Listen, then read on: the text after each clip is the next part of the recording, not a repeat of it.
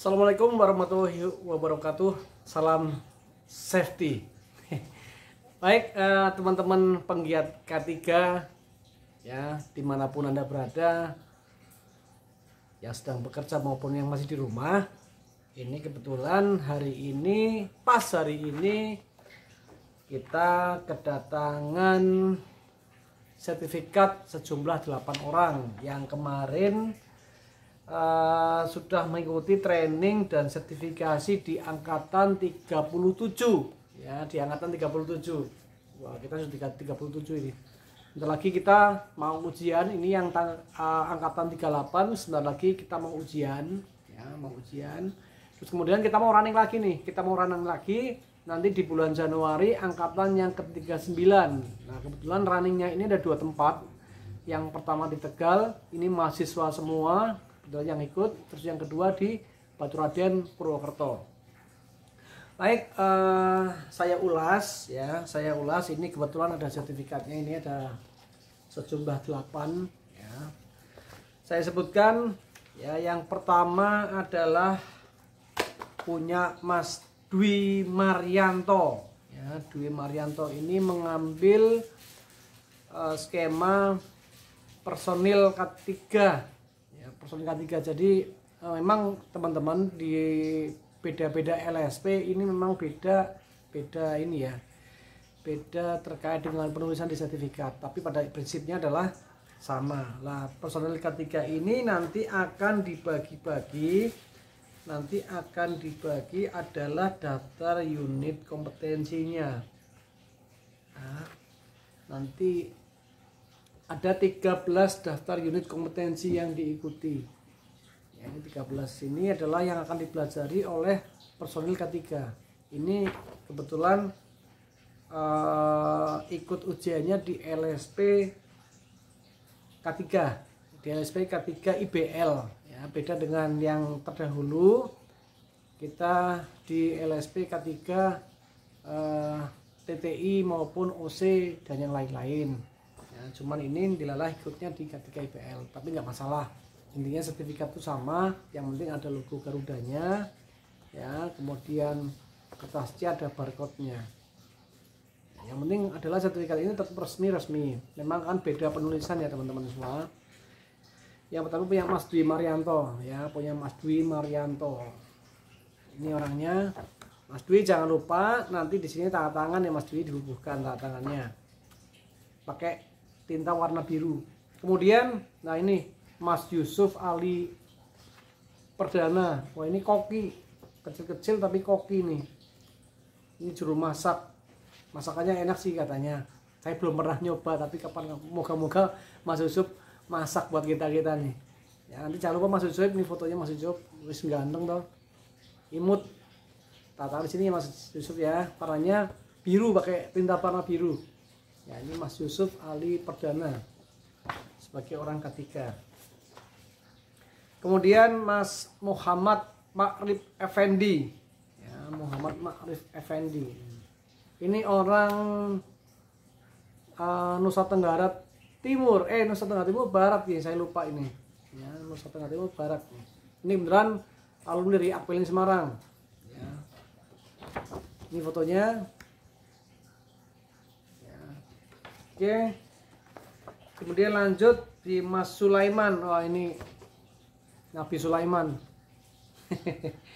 Ya, ini Mas Sulaiman Rais Wahono. Sulaiman Rais Wahono, tiga teman lihat namanya. Ya, ini ambilnya K3 umum. Jadi nggak masalah. Walaupun ada yang tertera K3 umum level operator, ada yang tertera ahli K3 umum, ada yang tertera sekarang adalah personil K3, nggak masalah. Yang penting sertifikatnya ini asli, ya, sertifikat ini asli dan legal. Jadi akan sangat heran banget bagi kami kalau ada yang mempermasalahkan, Pak itu kok tulisannya personil K3. Ini kan hanya sudah tulisan, ya. Dan ini memang nomenklatur di BNSP sudah berubah seperti ini. Ini untuk yang di LSP K3 IBL. Ini fotonya. Oke ya. Terus kemudian lah ini yang paling senior ini. Paling senior Pak Setio Hutomo. Pak Setio Hutomo, ini fotonya Pak Setio ya, maaf ini fotonya ya Pak Setio ya. Nanti jangan lupa letakkan warna biru ya di sini ya. Oke, kemudian Mas Koko Fajrianto. Nah, ini sekolah SMK, dari SMK jurusannya welding. Jadi belajar K3 Mas Koko ini untuk memperdalam K3 di bidang pengelasan. Syukur-syukur nanti Mas Koko cari juga yang BNSP tapi yang welding Mas Koko. Jadi biar top. Ya, ini Mas Koko Fajrianto. Fotonya Mas Koko. Ya, ini orang Cilacap. Kebanyakan memang orang Cilacap. Katanya orang Ngapak, orang Kepenak.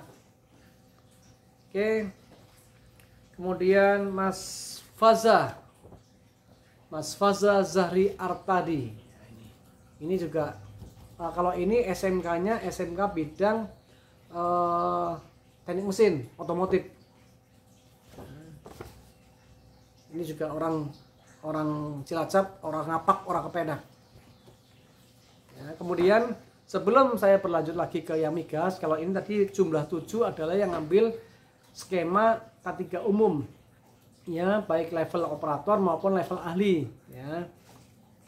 Baik, saya sebutkan satu persatu. Yang pertama adalah apa sih yang harus dimiliki oleh orang K3 umum? Yang pertama adalah merancang strategi pengendalian risiko K3 di tempat kerjanya. Tempat kerja apa? Di tempat kerja masing-masing. Artinya tempat kerja masing-masing itu kan punya risiko yang berbeda-beda. Tingkat risikonya beda-beda, ada yang rendah, sedang maupun tinggi. Nah, ini teman-teman yang mengikuti training ini diharapkan mampu untuk merancang strategi pengendalian risiko di tempat kerja masing-masing sesuai dengan job desk atau bidang kerjanya masing-masing. Yang koki ya berarti dia harus merancang biar tingkat risikonya semakin rendah di bidang koki. Yang ngelas dia harus bisa merendahkan, yang membuat risikonya itu menjadi rendah atau hilang sama sekali. Jadi intinya seperti itu. Kemudian merancang sistem tanggap darurat.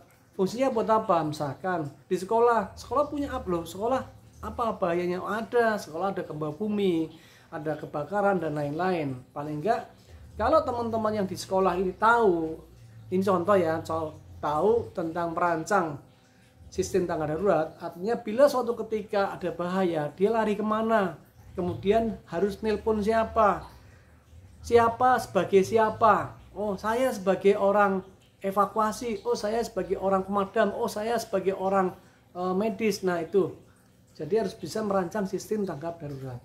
Kemudian melakukan komunikasi K3. Apa sih komunikasi K3? Salah satunya adalah menempelkan, misalkan contoh pamflet, ya, pamflet ataupun spanduk.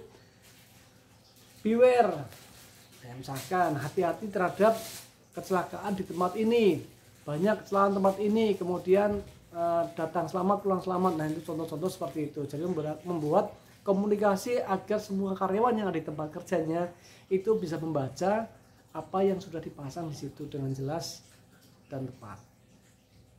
Kemudian mengawasi pelaksanaan izin kerja ya. Misalkan tadi Mas Koko yang orang las belajar K3, nanti paling enggak Mas Koko ini nanti akan bisa memberikan mengawasi pekerjaan teman-temannya yang sedang mengelas. Itu yang paling utama. Kemudian mengelola pertolongan pertama. Ya, paling tidak teman-teman di sini nanti akan bisa paham ataupun bisa menolong di fase pertama. Ingat ya, pertolongan P3K itu di fase pertama. Artinya hanya membantu memberikan pertolongan, memperpanjang. Ya, memperpanjang agar teman-teman yang kena celaka ini selamat. Ya, tapi ingat, teman-teman yang sudah belajar P3K ada aturannya bahwa yang boleh memberikan pertolongan, pengobatan itu hanya tim medis. Jadi fungsi dari teman-teman yang sudah belajar K3, belajar tentang P3K adalah bagaimana teman-teman ini memperpanjang usia dan menyelamatkan, ya, dan mengevakuasi dari tempat yang bahaya menuju tempat yang aman. Itu yang paling utama. Kemudian melakukan pengukuran faktor bahaya. Nah, teman-teman diharapkan nanti bisa mengukur seberapakah bahaya di tempat kerja, baik itu level rendah, sedang maupun tinggi ya. Kemudian mengelola APD. APD punya masa expired. Teman-teman paling enggak harus tahu helm ini kapan terakhir gunakan. Kacamata, kemudian earmuff, earplug, kemudian alat bantu pernapasan dan lain-lain. Apa yang melengkap di kita, teman-teman harus paham dan harus bisa menjabarkan dan harus bisa mengelola alat pelindung diri. Dan kemudian menerapkan program pelayanan kesehatan. Nah, di sini teman-teman sudah mulai harus belajar bahwa oh ternyata orang kerja itu ada pra, saat, dan pasca. Pranya apa? Ada medical check up, ada pelayanan kesehatan, ada pemeriksaan dan lain-lain. Jadi pada saat pra sebelum kerja, pada saat kerja dan setelah kerja semuanya harus kembali ke titik nol dan tidak ada angka penyakit akibat kerja dan kecelakaan akibat kerja. Itu yang paling penting. Kemudian mengelola sistem dokumentasi. Nah ini teman-teman yang akan sangat kadang ada tempat kerja yang tidak boleh main foto. Sebenarnya jangan seperti itu ya. Kalau saya mengatakan foto itu adalah sebagai alat bukti kita bekerja ya, dan alat bukti untuk mengukur faktor bahaya juga.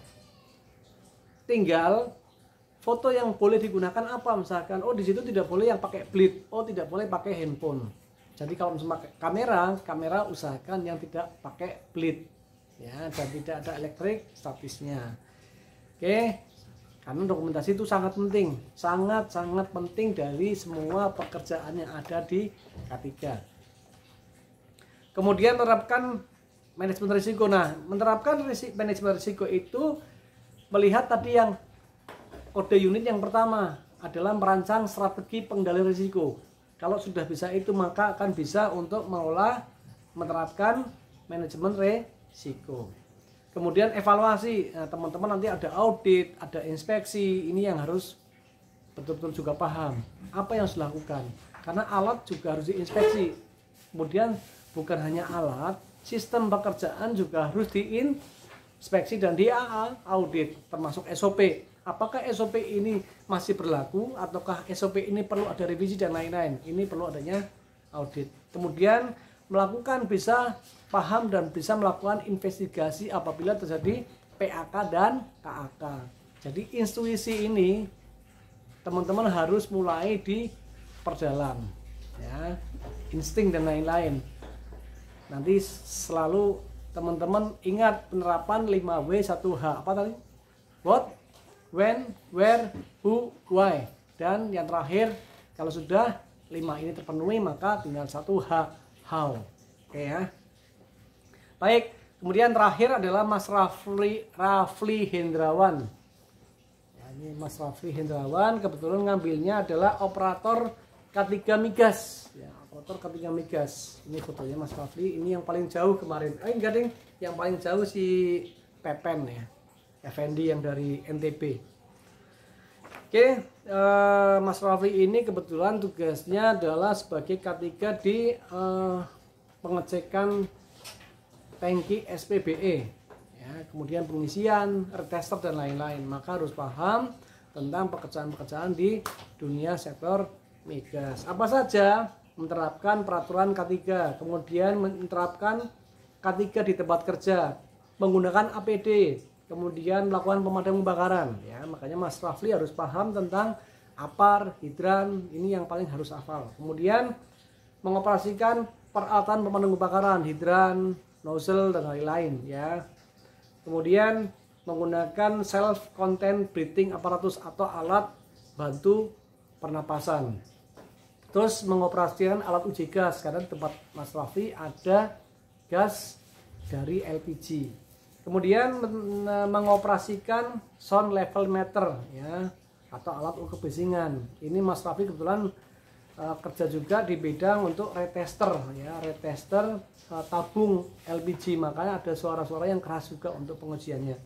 Kemudian melakukan pertolongan pada korban. Jadi antara materi K3 Migas dengan materi K3 umum ini sebenarnya sama ya, sama. Yang beda adalah penggunaan alat gas detektor, sound level meter, SCBA. Jadi 3 hal ini yang harus yang menjadi pembeda antara yang K3 umum dengan yang K3 migas. Baik teman-teman semua, saya ucapkan selamat bagi teman-teman sejumlah 8 orang ini yang sudah mendapatkan sertifikatnya. Semoga yang belum kerja cepat dapat kerjaan, dan yang sudah kerja semakin dapat mengaplikasikan ilmu yang telah diperoleh kemarin ya di Baturaden. Nah, kita kalau training itu di Baturaden, Purwokerto, tempatnya sejuk, enak, dingin, pemandangannya indah. Jadi kami selalu kalau bikin training selalu di sana. Oke teman-teman semua, saya kira itu aja. Saya ucapkan selamat, semoga bermanfaat, dan ingat, sertifikat ini bukan hasil akhir ya, bukan hasil akhir. Teman-teman masih banyak yang harus dipelajari. Harus banyak dipelajari terkait HSE Plan, CSMS, kemudian ISO, SMK 3, masih banyak. Jadi ini jangan puas dulu apabila dapat sertifikat ini. Masih banyak tahapan-tahapan yang untuk bisa menjadikan kita dapat pekerjaan yang akan sangat lebih baik. Karena ingat, HSE itu ada juga beberapa pekerjaan yang nilainya fantastis. Gaji dari 10 juta per bulan, 15, 20 ya. Ada yang 25, ada yang 30.